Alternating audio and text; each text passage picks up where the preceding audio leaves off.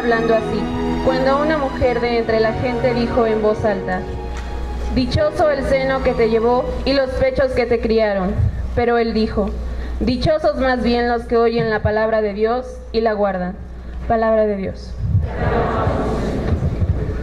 Quiero continuar mi servicio. Buenas tardes a todas y a todos. Quiero, como digo, continuar mi servicio haciendo un pequeño alto en lo que se refiere a dedicar. Yo quiero dedicar junto con ustedes, estoy seguro, este ratito que estamos juntos a la Santísima Virgen María. Creo que toda la Iglesia se ha dado cuenta por siglos de la importancia que ella tiene en el misterio y en los caminos de Dios. Esto así nos lo ha revelado la Escritura. Me da mucha pena cuando los hermanos separados han renunciado a lo más hermoso, la Eucaristía y a la Santísima Virgen, y no tienen esa dicha inmensa que el mismo Evangelio proclama. Yo les pregunto, ustedes que aman tanto la Escritura, que la conocen, que la defienden, ¿cómo interpretan? Me llamarán dichosa todas las generaciones. ¿Por qué muchos hermanos nuestros no han querido felicitarla? ¿Por qué muchos cristianos no han querido imitarla? Uno de los dramas del protestantismo es que solo se cree con mucha fuerza, con mucha intensidad, pero todo el universo de el imitar a Cristo, imitar a la Santísima Virgen, lo han perdido. Bien, por eso yo quise compartirles este texto del capítulo 11 del Evangelio de San Lucas para honrar a la Santísima Virgen, dedicarle el pedacito de trabajo que me toca compartir con ustedes y también desde ahí aprender, tomar esa figura de la Santísima Virgen para la Iglesia el día de hoy. Aquí en México nosotros hemos tenido esa dicha inmensa de recibir su visita, como cuando ella visitó a Isabel, que le cambió la vida, de estar acomplejada y de estar recluida, pues casi amargosa, al recibir el saludo de María, la sonrisa de Nuestra Señora. Y por cierto que el otro día estaba viendo que ella va con metaspudez. El griego lo hemos traducido presurosa.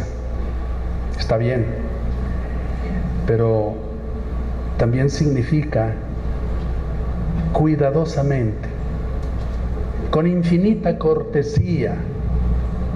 La Santísima Virgen fue donde Isabel. Y lo resalto porque así dice el texto, y además porque a México ella llegó con infinita cortesía. Y nuestros antepasados dijeron, en un tiempo tan duro, en donde lo que recibimos son balazos y culetazos, esta mujer llega con cantos y llega con flores. Por eso la Iglesia tiene que recobrar la belleza, la clave de la evangelización, la cortesía de Nuestra Señora. Fue a visitar a su prima con una gran cortesía y finura, con verdadera distinción. ¿Y qué no le llevaría? A México nos trajo, repito, flores y nos trajo cantos. Por eso le hemos creído que era una mensajera de Dios. Y eso, queridos hermanos, hoy en la Iglesia urge tenerlo como una referencia, porque tal parece que en el fondo se nos fue ese calor mariano, esos toques de la Santísima Virgen, de una sensibilidad, primero, de mucha lealtad hacia Dios, y luego, pues a su Hijo y a la comunidad cristiana. Incluso siguiendo esta línea que voy viendo hace poquito, toda esa vertiente que nos dan los evangelios, entonces estoy diciendo que por desgracia como que se nos fue perdiendo la esencia de ese aporte de la Santísima Virgen en lo que se refiere a la vida histórica de Jesús, que insiste, estaba junto al pesebre, los pastores, los magos la encontraron junto a Jesús. En Caná, más que junto a Jesús, está junto al pueblo. En la cruz, junto a la cruz. Me sorprendió ver en Apocalipsis que cuando se abra el cielo, el primer impacto visual que vamos a tener, verla junto a Dios. El secreto de María fue que supo estar junto a Cristo, junto al pueblo, a los apóstoles. Ahora tiene el derecho de estar junto a Dios. Y ya esa sola imagen de María es un itinerario pastoral de la Iglesia. Hoy a la Iglesia le toca estar junto al pueblo. Y bueno, vemos que cuando a Jesús se le quiere adjudicar que está loco, que está fuera de sí, lo primero que hace Nuestra Señora, presentarse, cubrirlo o atenderlo, pero estar ahí. Supo estar con su Hijo, supo estar con la gente de su Hijo,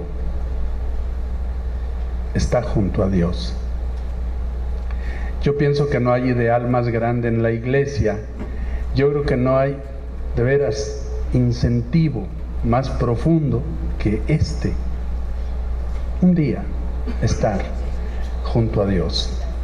Bueno, nuestros trabajos pastorales, aprender a estar junto a nuestros hermanos, y claro, sobra decirlo, ante todo cuando sufren, cuando están pasando situaciones bien difíciles.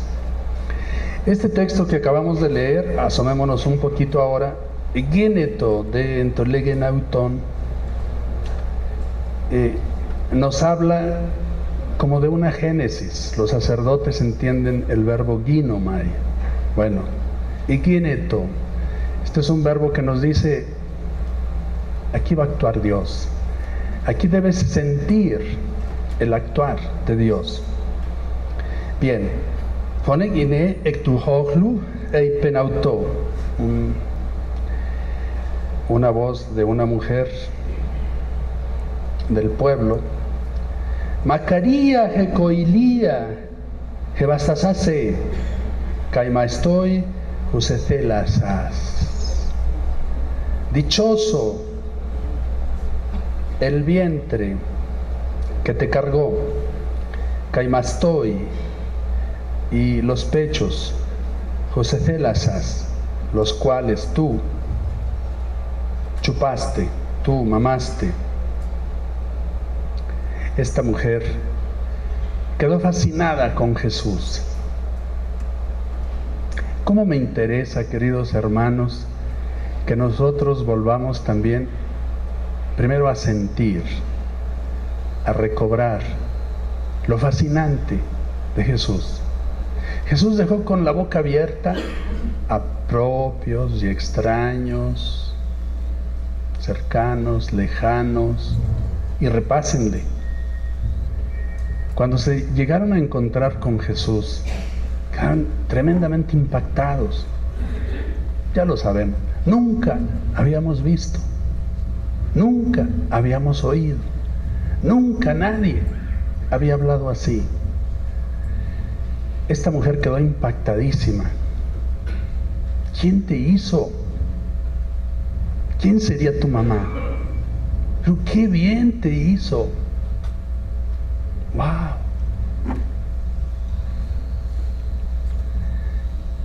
Y me encanta la respuesta de Jesús. Tú valoras, tú aprecias a mi madre, que me ha confeccionado, que me hizo. Pues sabes una cosa, hay otro lugar, hay otra realidad que construye al ser humano: la palabra de Dios.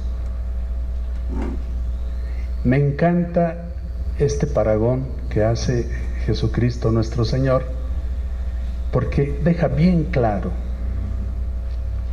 sí, una mamá da vida, la palabra da vida. Una mamá da calor, la palabra de Dios da calor. Una mamá protege, la palabra de Dios te defiende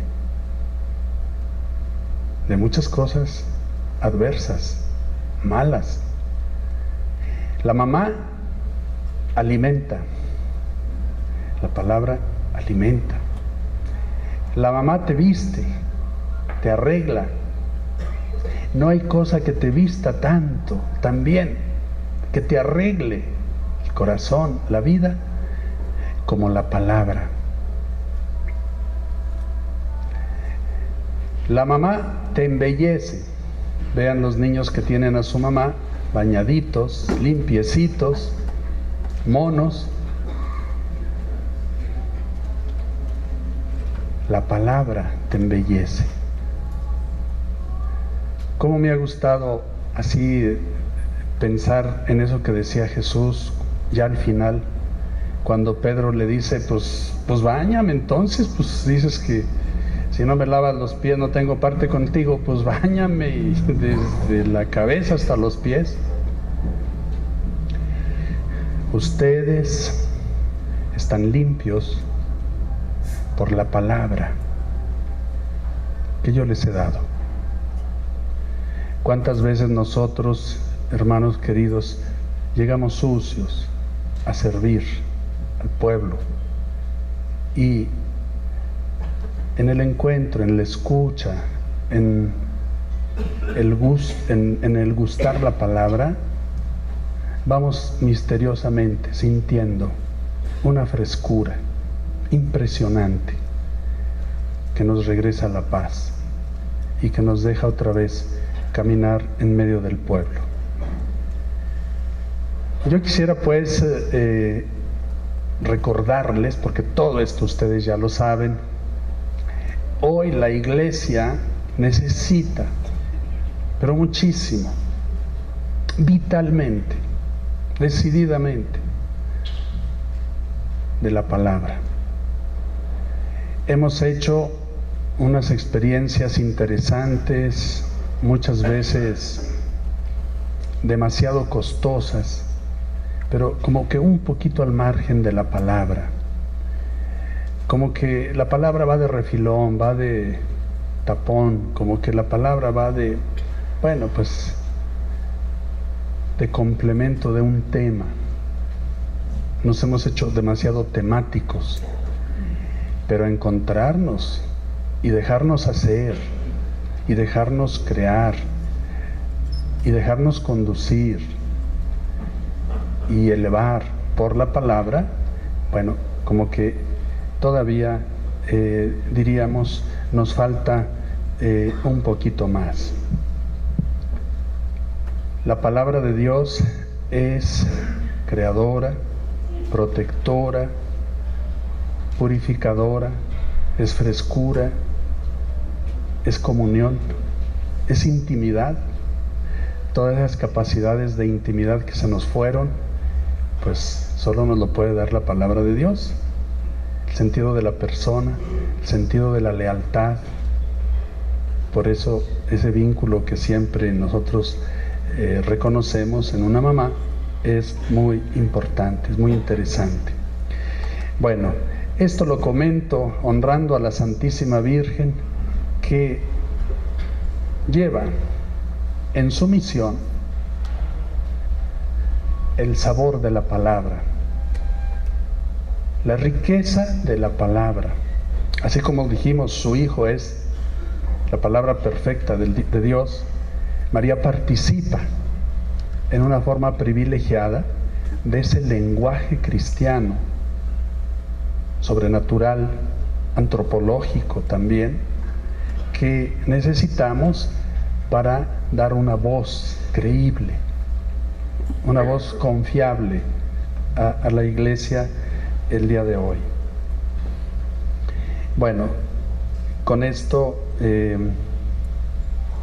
espero haber honrado modestamente, con mucha modestia, a la Santísima Virgen y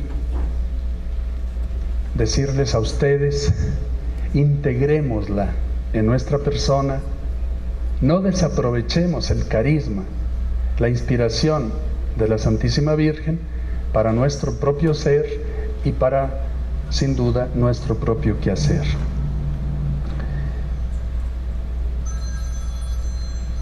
En torno a eso, vemos cómo Jesucristo mismo pidió, bueno, y demostró a lo largo de toda su vida, que en Él se estaba cumpliendo la palabra.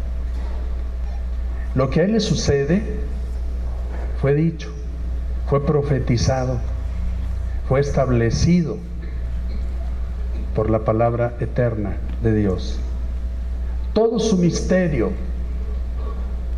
se esclarece y descansa precisamente en esa palabra de Dios. Una de sus últimas recomendaciones: lean las Escrituras, ahí se habla de mí.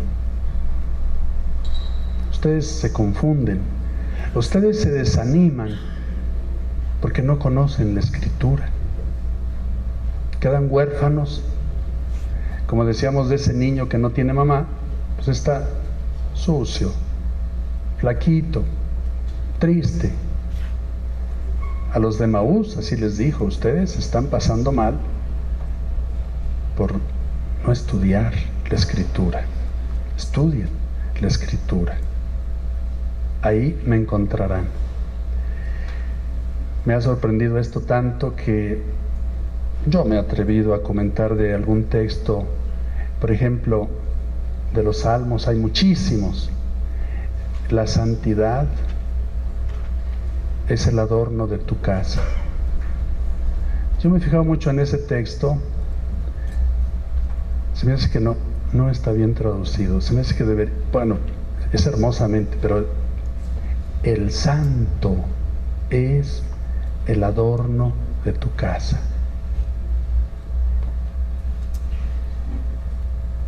No hay mejor adorno que una persona.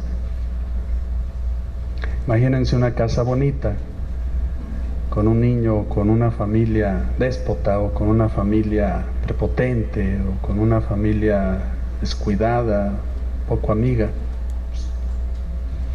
¿Qué sentido tiene? en la casa de Dios, el Santo, el Mesías.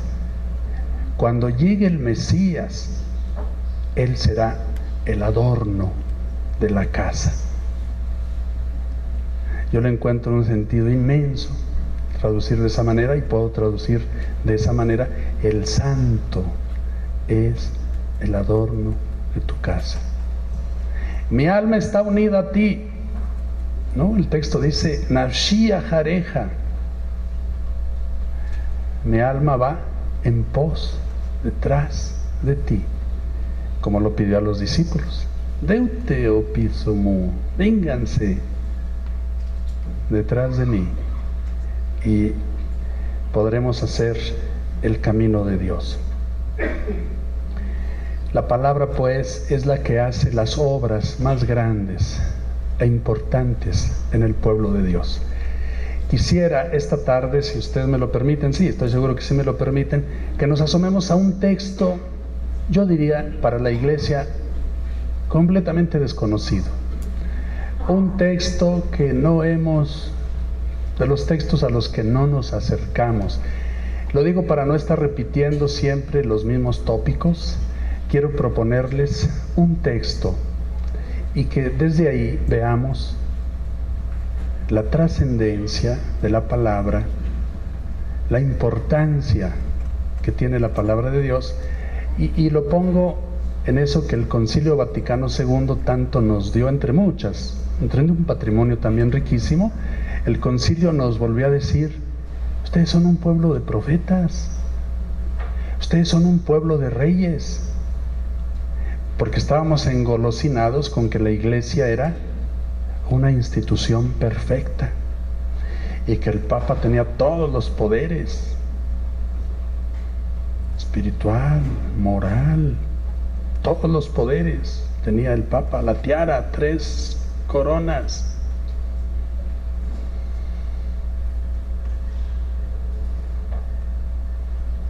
Ok, el concilio insistió mucho en eso. Somos la viña, somos el pueblo, y un pueblo de profetas, pueblo de sacerdotes y pueblo de reyes. A ver, voy a tomar un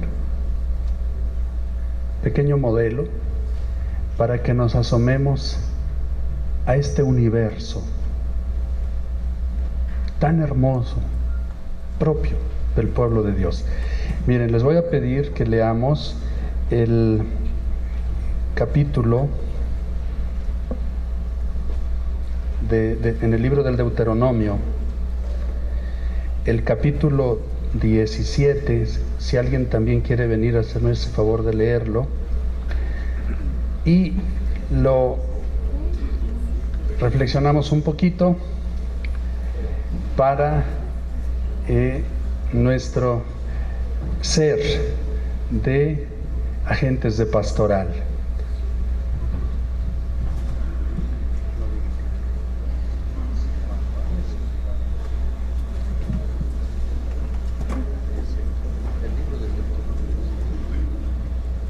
Del libro del Deuteronomio. Si cuando hayas entrado en la tierra que Yahvé tu Dios te va a dar, la hayas tomado en posesión y habites en ella, dices: querría poner un rey que me gobernase, como ocurre en todas las naciones de alrededor. Podrás ponerte un rey, el que elija Yahvé tu Dios. El rey que te gobierne saldrá de entre tus hermanos. No podrás poner a un extranjero, a alguien que no sea paisano tuyo. Pero no ha de hacer acopio de caballos, ni hará volver al pueblo a Egipto para aumentar su caballería. Porque Yahvé os ha dicho: no volveréis a ir jamás por ese camino. Que tampoco haga acopio de mujeres, no sea que descarríe su corazón.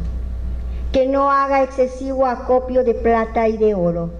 Cuando suba al trono real, deberá escribir para su uso una copia de esta ley, tomándola del libro de los sacerdotes levitas. La llevará consigo y la leerá todos los días de su vida, Así aprenderá a respetar a Yahvé de su Dios, observando todas las palabras de esta ley y estos preceptos para ponerlos en práctica. Así su corazón no se engreirá sobre sus hermanos y no se desviará de estos mandamientos ni un ápice. De ese modo prolongará los días de su reino, él y sus hijos en medio de Israel. Gracias. ¿Cómo se hace un rey en Israel? ¿Qué quiere decir ser rey en Israel? Así hemos visto nosotros en la iglesia cómo hemos tomado muchos conceptos, por ejemplo, sobre el profetismo. Yo recuerdo cuando era joven cómo nos entusiasmaba la mística del profeta. Profeta valiente, profeta contestatario, profeta iconoclasta, profeta. Y un día que me voy fijando, ni los profetas lo dicen todo. La profecía pasará. Lo mismo, por ejemplo, textos de, si no se hacen como niños, no entrarán en el reino de los cielos. Últimamente yo empecé a patinar mucho para, bueno, ¿qué es eso de niños? ¿Qué digo ahora que me toca este evangelio? ¿Qué pienso? ¿Qué, Señor? ¿La escritura? Me puse a leer los textos, los salmos, por ejemplo, donde aparecen los niños. ¡Wow! Todo un universo diferente.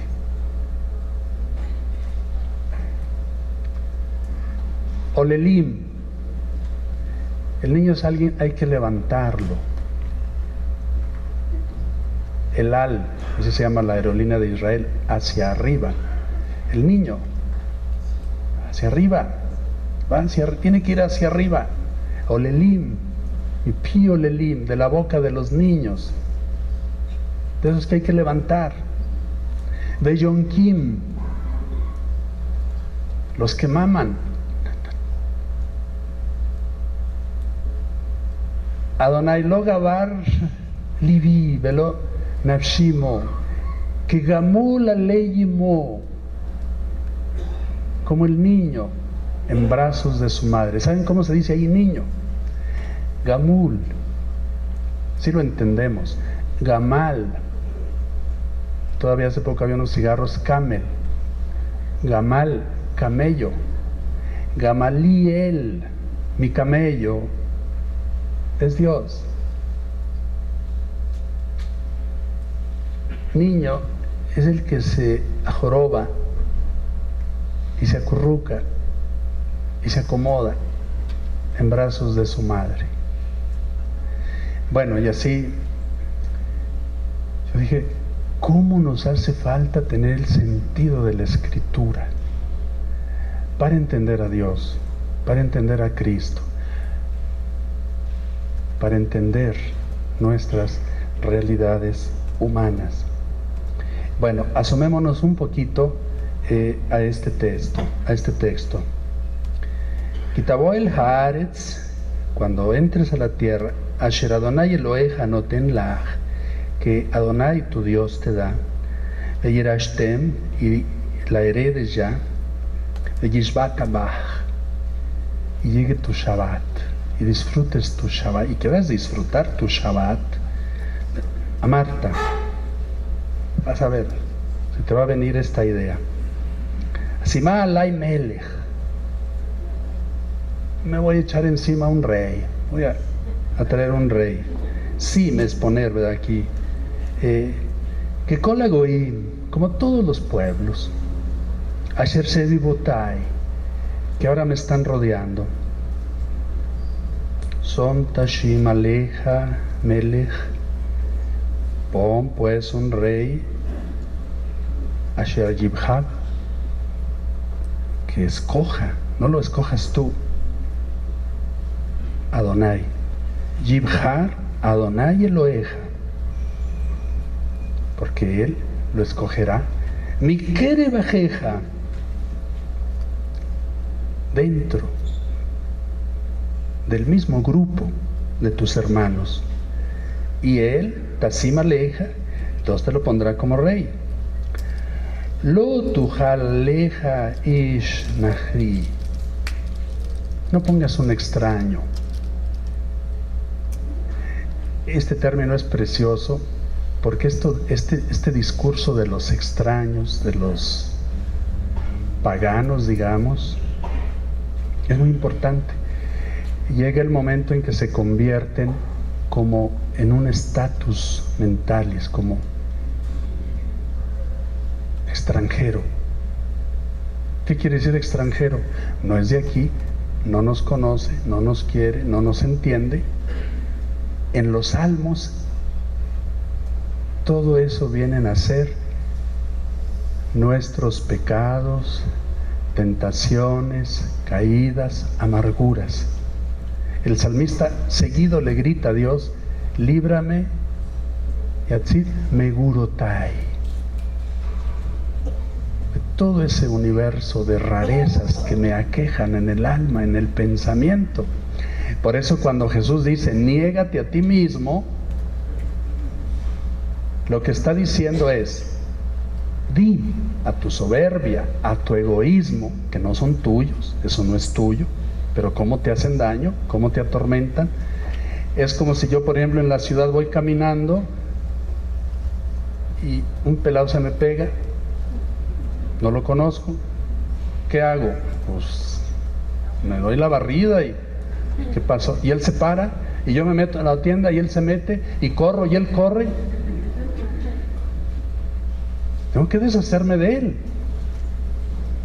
No trae buenas intenciones, no me va a hacer bien. Bueno, fíjense qué interesante este asunto de la confección del rey de Israel. Tiene que ser realmente de los tuyos. Ahora, si ustedes ya quieren ir dando una lectura cristiana, pues es deliciosa ver cómo Cristo es de los nuestros. Así como Cristo es de Dios, Cristo pertenece. Hoy tendríamos que decir: Jesucristo es el ADN del ser humano.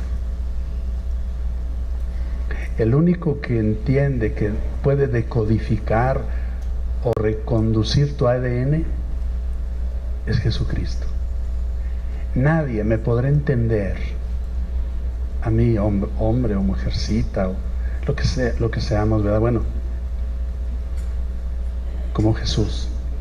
Jesucristo es la inteligencia perfecta, la sintonía verdadera, y en el alma, en la conciencia de cada ser humano, ¿verdad? Ya lo decía aquí este texto. Bueno, Dios lo escogerá de entre tu misma raza, de tu misma carne, de tus hermanos. Bueno, pero Rak lo yarbe lo susim, que no empiece con que ya se le multiplicaron los caballos. El Mesías no andará a caballo. El Mesías, ya lo decían los profetas, si un día usa, será un burrito, no caballos. Los usim, esos están en Egipto.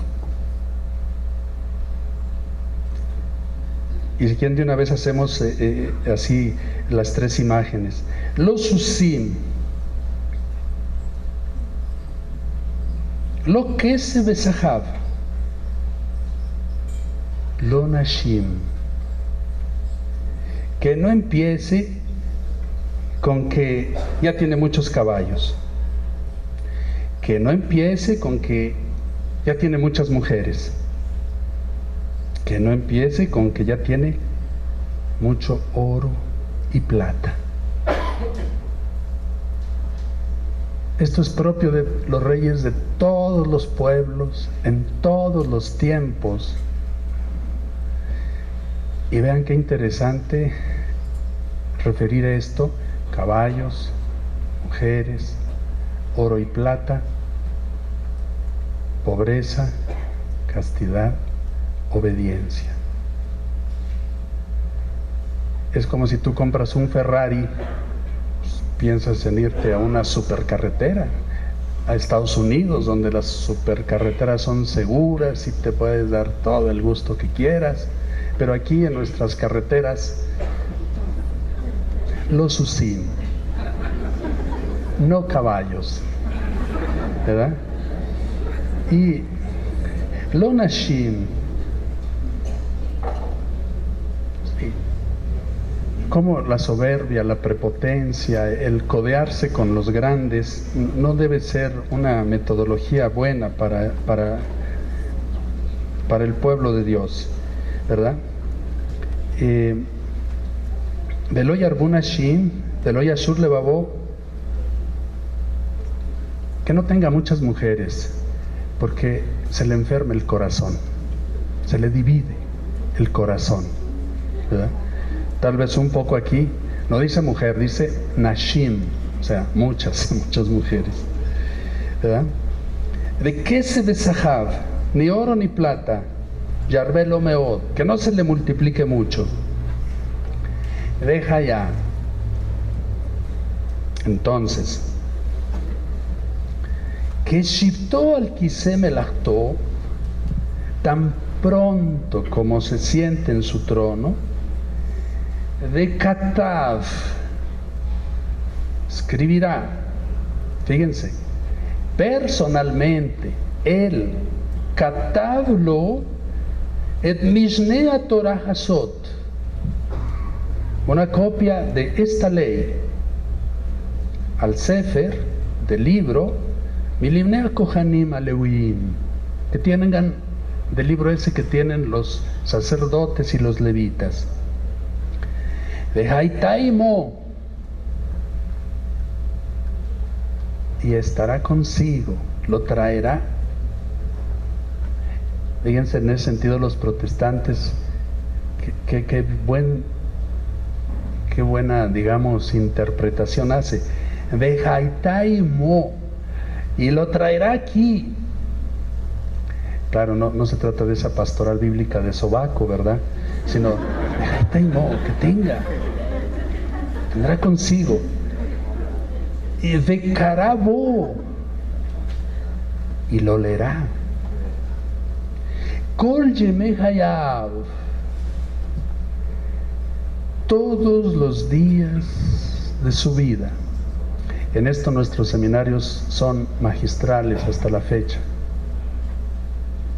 Mañana, tarde y noche, estar escuchando, estar regalándonos el acceso a la palabra de Dios. Y entonces aprenderá el irá et Adonai Eloheja, a mirar siempre, a poner sus ojos en Adonai, en el Señor. Lishmor, bueno, se puede traducir temer, ¿verdad? Pero recordemos que ese temor bíblico es porque lo viste que pasó. Pero más bien hay que hacer énfasis en el Dios me ve, que nos daban mucho los antiguos. Dios te ve. Como están los ojos de los esclavos fijos, así están nuestros ojos en el Señor. Y Dios nos ve, y nosotros lo vemos. Bueno, es así como se hace un rey. Él personalmente tiene contacto, escribe, lee, transporta el libro de la palabra, y entonces aprende Lishmor et Kol Devarav, a guardar todas las palabras. Y fíjense, es sorprendente, claro, el pueblo de Dios es el pueblo de la escucha, Shama. y el pueblo de la observancia, shamar, observa. En griego es akuo, oír. Hipakuo, obedecer. En latín es audire, oír. Ob, audire, comportarse de acuerdo a lo que he escuchado. Por lo que oí, debo hacer esto. Oír, obedecer. Bueno, aquí dice claramente esto, para que cumplas las palabras de esta Torah, de esta ley, Betahukim Aele, y los preceptos, la azot, y los hagas. Leviltirum rebabo, meajaré, levalteja sur, min amitzvot yamim. Y entonces, bueno, esa palabra, a ti te librarán de sentirse superior a tus hermanos y no te desviarás, ¿verdad? Ni tantitito de estos mandamientos. Y vean, le manjarij yamim, y se alargarán tus días, al mamlahuto, aquí es del rey, de su reino, Hu, él, Ubanab y sus hijos, de Kerev Israel, siempre estará en el corazón de Israel, en el centro de Israel.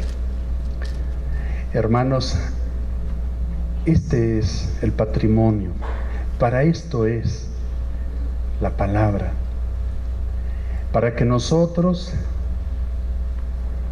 nos liberemos, nos levantemos, para que nosotros ahora sí que nos enriquezcamos de lo que verdaderamente es grande y es agradable a los ojos de Dios.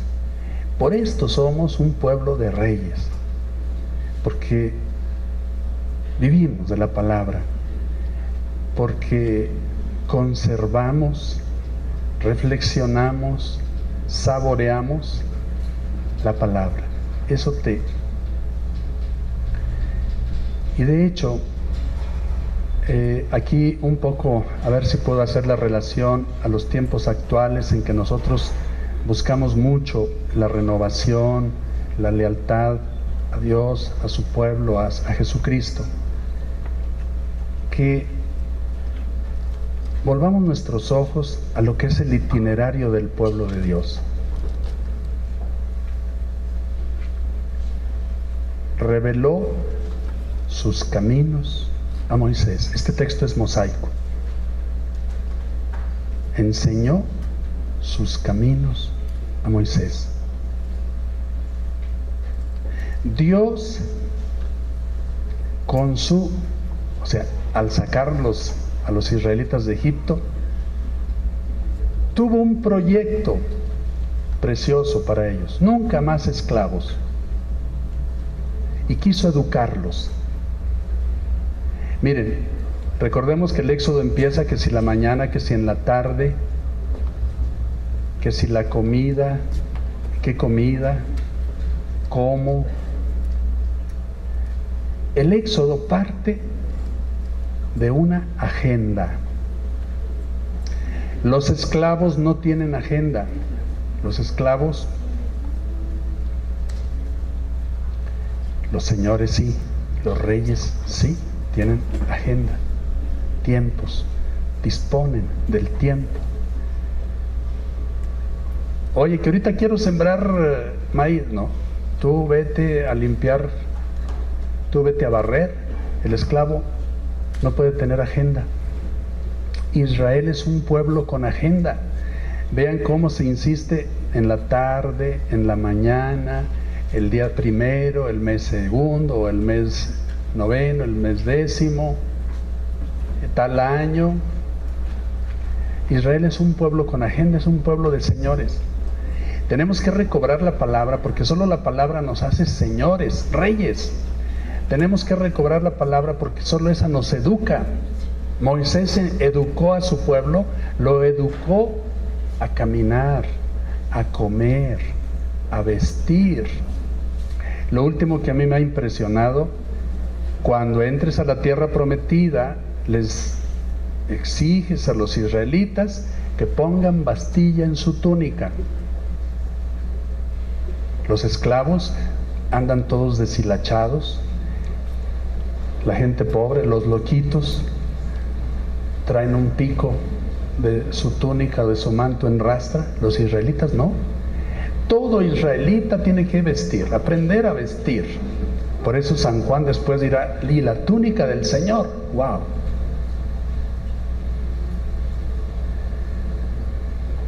Nada de que andes como un loco, como un esclavo. Bastilla. Todo esto porque en el Evangelio aparecerá como los resaltan esto de Jesús. Incluso llega a decir, si has ido progresando, la bastilla será en los hombres color morado. No sé si de ahí vengan las bastillas de los monseñores, canónigos y obispos, ¿verdad? No sé. Todo eso. Hermanos, no sabemos vivir, no sabemos respirar. ¿Se habían puesto a pensar en eso? No sabemos respirar.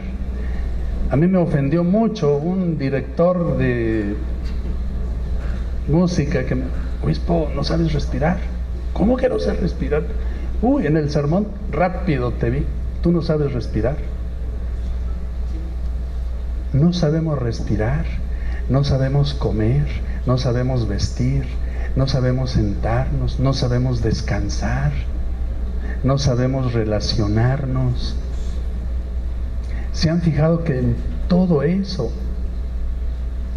el pueblo de Dios tuvo la dicha, la enseñanza, el aprendizaje? En ese sentido, ojalá de aquí en adelante sigamos observando a Jesús, cómo se mueve, con qué señorío, con qué belleza, humilde, pero con qué elegancia.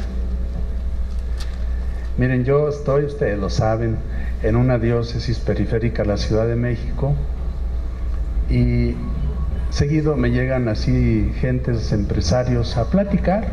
Bueno, pues, en Texcoco puede ser que el obispo sea una persona. Obispo, traemos un proyecto muy interesante para Texcoco. ¿Qué pasó? Vamos a poner un basurero con todas las de la ley.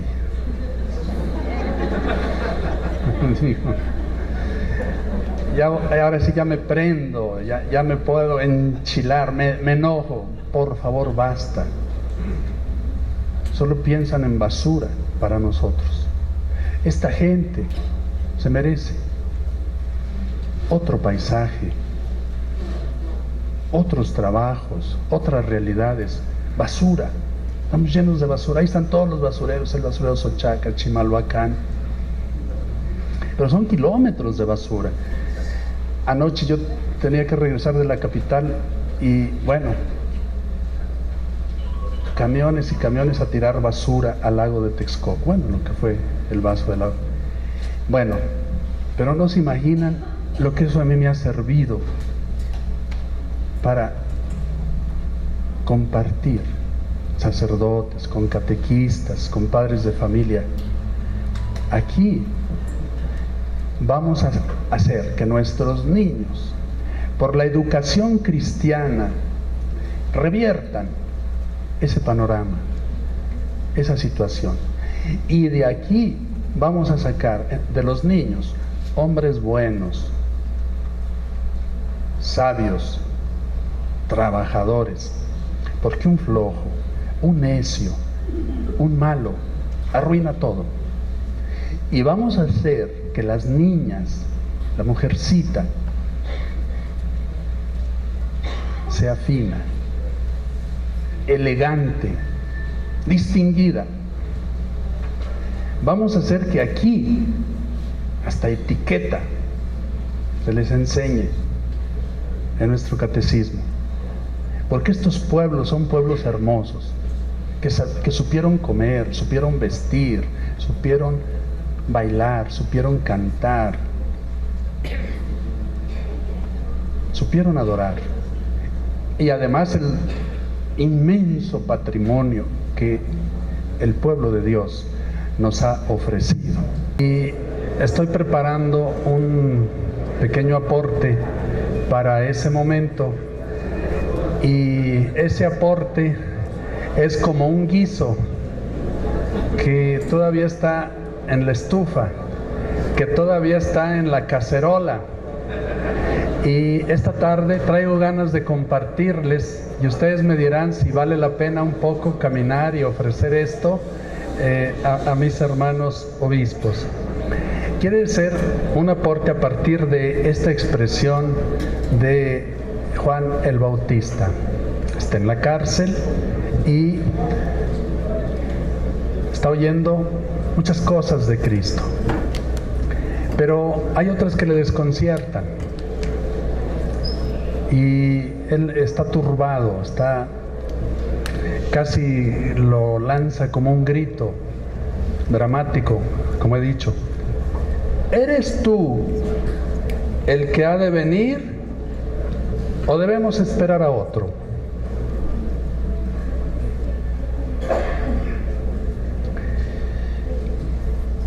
Me gusta muchísimo cómo responde nuestro Señor en el capítulo 7 de este Evangelio de Lucas. En aquel momento curó a muchos. Estaban enfermos, tenían dolencias, malos espíritus, dio vista a muchos ciegos y les dice: vayan y cuéntenle a Juan lo que han visto y oído.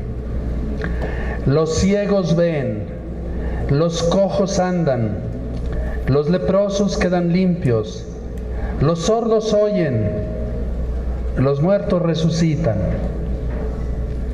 y se anuncia a los pobres la buena noticia.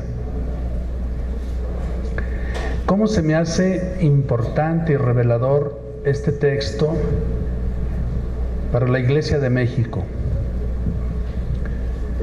A Jesús la pregunta se la hicieron los discípulos y bueno, el Bautista: ¿eres tú o esperamos otro?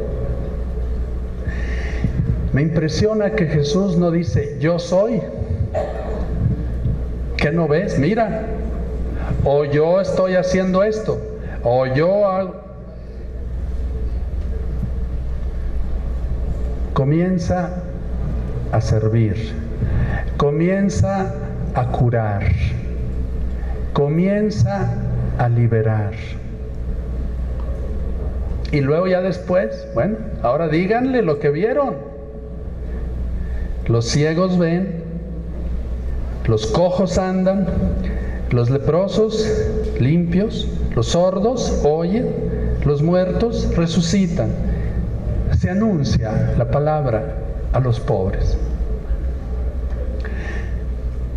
Varios obispos estamos encargados de, digamos, de promover o de representar a un nivel así, digamos, a todos los obispos en este asunto de la pastoral profética. Durante mucho tiempo la Iglesia ha descansado, digamos, en la predicación.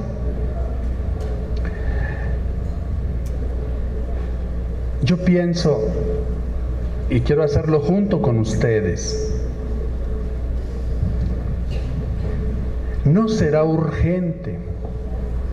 Porque hoy, esta pregunta, la Iglesia de México la lanza a la Iglesia. Iglesia, ¿eres tú? ¿O nos vamos con los mormones, con los testigos, con los cristianos? Yo hoy esta pregunta quiero recogerla como iglesia. Iglesia, ¿eres tú? ¿Eres la iglesia de Dios? ¿Eres el cuerpo de Cristo? Y la iglesia tal vez siga respondiendo, bueno, quién sabe si responda, porque miren, de una vez lo digo, primero para mí, ¿por qué se nos acabó el gozo de la palabra? ¿Por qué se fue muriendo la vocación de servir con la palabra? Espero que aquí en Puebla no se dé, pero en algunos lugares se nos ha ido muriendo la vocación de enseñar. Yo quisiera, como obispo y como sacerdote, preguntarme, oye, obispo, oye, ¿tú cuánto tiempo dedicas a la enseñanza? A ver, ¿tú a qué horas enseñas a los niños? Tú. No, pero es que tengo un equipo de catequesis muy bueno y les hicimos un curso y ahora tenemos formadores de formadores. No, tú tienes un carisma. Tú eres Cristo, maestro. ¿A qué horas? ¿Cuándo? Ejercitas tu don de maestro. Es muy pobre. Como obispos, como sacerdotes, administramos, vamos, venimos, reuniones, 1000 cosas. ¿A qué horas enseñamos a los niños, a los adolescentes, a los jóvenes?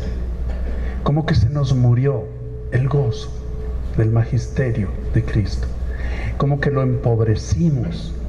Yo digo, por eso la patria está sufriendo, porque se hizo rara la palabra del Señor, se empobreció la enseñanza en la catequesis. Y no quiero decir que ahora estamos metiéndonos en un terreno un poquito como de comercializar el catecismo. Aguas. ¿A qué horas enseñamos? ¿A qué horas anunciamos el evangelio del amor y de la vida a los esposos? No, pero es que yo hago mi homiliado. Oye, 1 hora, bueno, tu auditorio es de 1 hora los domingos. ¿A qué horas tú enseñas?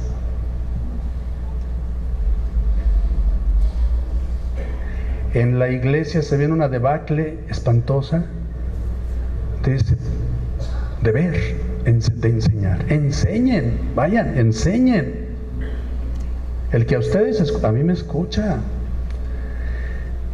¿Por qué además cuando abrimos la boca, cosas bellísimas las decimos cansadamente, desorganizadamente, feamente, tristemente? ¿Por qué? Si la palabra de Dios, la palabra de Jesús es espléndida. Jesús, repito, wow. El otro día yo vi en los textos del Evangelio como del legein, del verbo lego, que es el clásico para hablar, logia, la logia de San Pedro, donde hablaba el Papa, del lego, del legein, los evangelios brincan a la lein. ¿Qué quiere decir la lein en griego? El canto de los pájaros al amanecer. Y hay un diccionario que le pone en primavera. También la lein significa el balbuceo de los niños cuando emiten sus primeras palabras y vuelven loca a la abuela y a la mamá y a la vecina y a la tía. ¿Te fijaste cómo dijo? Mira, ven a oírlo. ¿Cómo dice tal X, Y o Z palabra? La lein. Los evangelistas, cuando se fueron empapando del magisterio de Jesús, dijeron, esto no es legein, esto es la lein, esto es muy fino, esto es bellísimo. La lein. Y me gusta que Jesús, cuando dice que los discípulos seremos dóciles al Espíritu, tendremos stoma Kai Sofía, para la ley, la palabra. Cuando nos lleven a situaciones muy duras, Él nos dará la ley, una palabra muy hermosa. Bueno, digo, como que se nos fue acabando ese gozo, ese ritmo que tenía la iglesia de enseñar. La iglesia enseñaba, la iglesia con ello organizaba, hacía. En una visita pastoral, yo le comenté a un párroco atrevidísimamente: mira, no me presentes una parroquia tan bien organizada, preséntame un pueblo bien organizado. El pueblo, la gente. Bien, hermanos, todos nosotros somos agentes de pastoral y necesitamos tener un compromiso gozoso, una identificación, lo mejor, lo más auténtica posible con nuestro Señor para anunciar la palabra. Pero bueno, si en estos momentos no consideramos prudente poner como punta de lanza la palabra, pues un poquito lo que decía San Francisco de Asís a sus frailes: salgan a predicar, prediquen. Bueno, y si se necesita hablar, pues hablen. Eso está muy claro. Y ahora yo me quiero preguntar: ¿eres tú, iglesia, la que nos voy a hablar así, eres tú la que nos ha de salvar? ¿Eres tú la que nos va a conectar con Dios? ¿Eres tú la que nos va a hacer hermanos? ¿Eres tú la que nos va a curar? ¿O esperamos o buscamos otra?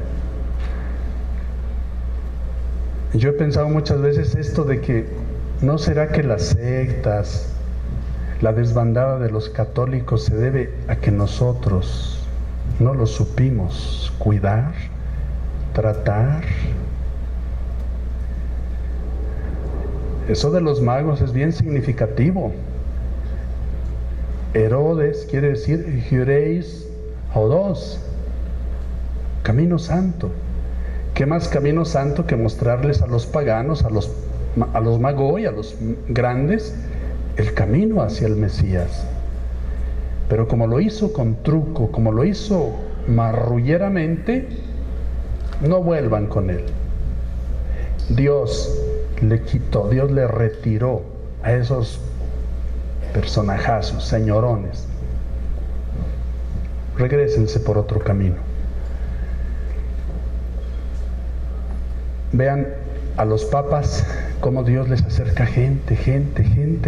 Estoy admirado cómo Juan Pablo, Papa Benedicto, ahora Papa Francisco, así, porque Dios sabe que ellos van a tratar, ellos van a cuidar, ellos van a bendecir al pueblo. Pero si la Iglesia Católica tiene áreas donde no está cuidando, valorando el don del pueblo, Dios no los quita. Mejor vete con los testigos, mejor refúgiate un poquito con los cristianos, resguárdate.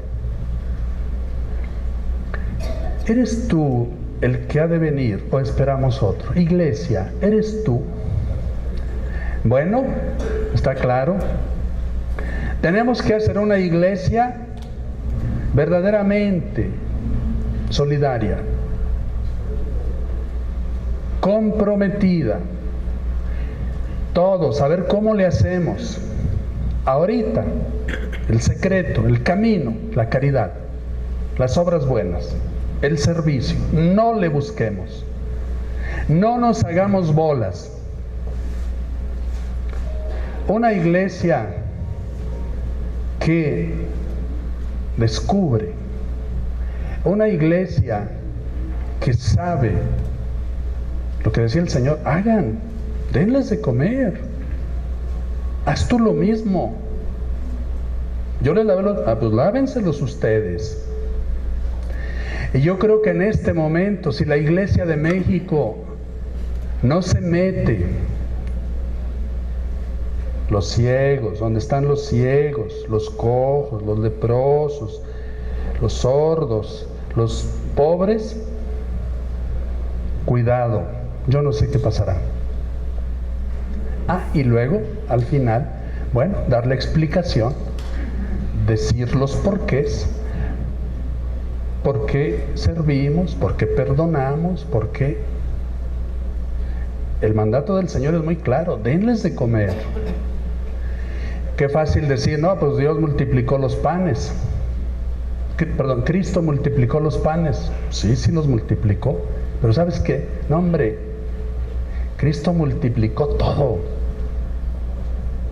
Multiplicó la amistad, multiplicó el servicio, multiplicó la pintura, la escultura, la arquitectura, el canto, todo el universo de la belleza humana. Y 2000 años lo están diciendo. Y hoy la iglesia, ¿qué multiplica? ¿Qué embellece? Hoy la iglesia, donde mete las manos, mete la belleza, mete a Dios, mete el amor, mete la paz, mete las ganas de vivir. Me decía una vez una persona, obispo, pero si va uno a las iglesias y parece que quieren que uno se vaya, y lo más pronto que quisieran que nos fuéramos, y hacen a la carrera todo, como que les fastidia estar con nosotros, acabar pronto, hacer. Bueno, queridos hermanos, yo me hago una graciosa huida aquí ya, porque si no ya la lengua me va a dar vueltas y no, pero se los comparto con un amor muy grande. Vámonos convirtiendo, vámonos metiendo al corazón de Cristo. ¿Cómo encontró Cristo a la humanidad? Enferma, necesitada. Todos los sinópticos nos ponen listas y listas de momentos en que Jesús atiende a los enfermos. San Juan da otra lectura y dice, el hombre es un saco de necesidades, muchas. No tienen vino.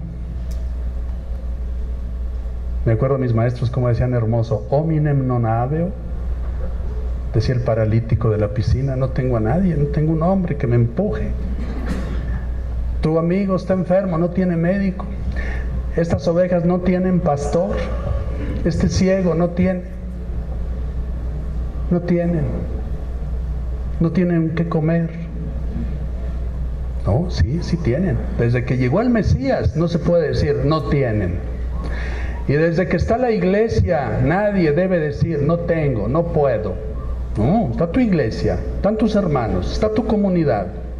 Sí hay, y en abundancia. Cristo encontró una humanidad enferma, necesitada, y Él se metió de lleno.